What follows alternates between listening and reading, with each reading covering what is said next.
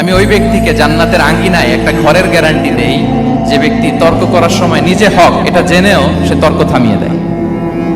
অনেক সময় হয় না, অনেকে পায়ে পাড়া দিয়ে ঝগড়া করতে আসে, এরকম আছে না নাই?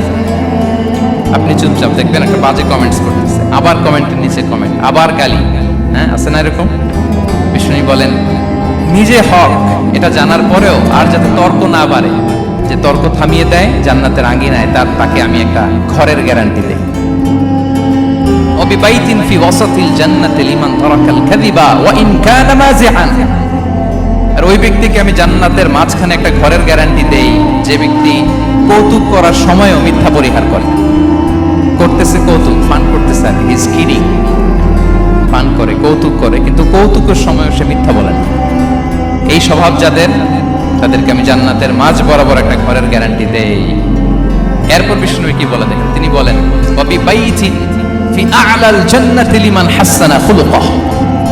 আর জান্নাতের একেবারে হাইস্ট পিক অফ প্যারাডাইস, জান্নাতের সর্বোচ্চ স্তরে আমি একটা ঘর বা একটা বাসভবনের গ্যারান্টি ওই ব্যক্তিকে দেই যে তার আচরণটা সুন্দর করেছে, যে সুন্দর আচরণের অধিকারী হয়েছে, তাকে জান্নাতের হাইস্ট পিকে আমি একটা বাসভবনের গ্যারান্টি দেই। তাহলে বলেন তো আমাদের আচরণটা সুন্দর করার দরকার আছে না নাই? এটা খুব ছোটখাটো একটা আমল, তাই না?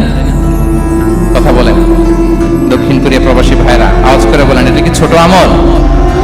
দেখলে সালাম দিব, সুন্দরভাবে কথা বলবো, ভালো উইশ করব, হ্যাঁ, হিংসা জিঘাংসা অহংকার থেকে মুক্ত থাকবো, খিটখিটে মেজাজের হব না, অলওয়েজ স্মাইলিং ফেস থাকবে আমার, হৃদ্যতাপূর্ণ আচরণ। এই কাজটা কি ছোট আমল? আওয়াজ করে বলেন, এই আমলটা কি ছোট না বড়?